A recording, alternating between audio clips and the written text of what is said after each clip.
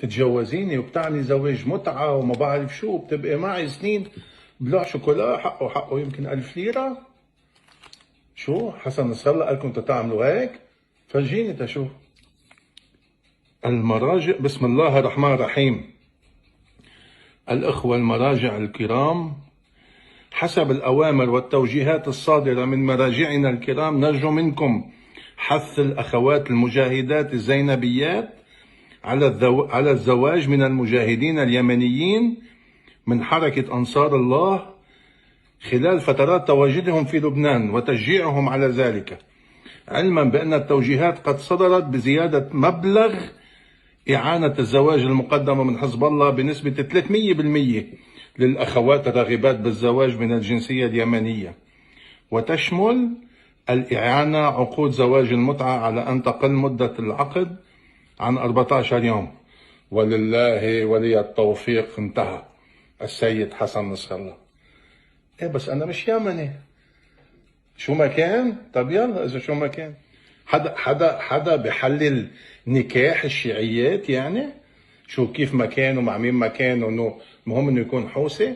طب اللي بده يروح على اليمن يقعد مع الحوثي، بلا ما تجيبوا لنا الزباله لهون. ما بعرف، حتى البهايم ما بيعملوا هيك بده حسن. وما بقى في قيمه للشخص، ما هيك؟ ومضيعين نسوانكم وبناتكم على اكل الهوى، وعلى اساس طاهرين وانقياء والعفه طالعه من مناخيركم. ما بقى في شيء منه هيدا، ما هيك؟ ماشي. ونحن طلعنا خونه وفاسقين وفاسدين ومحمد رعد كل يوم بيقلنا ما في سفر، ما في سهر، والملاهي الليليه هي عكر وللفساد والفسق. او عنا نحن وممنوع المطاعم والمقاهي. موتوا جوع وقعدوا بالبيوت.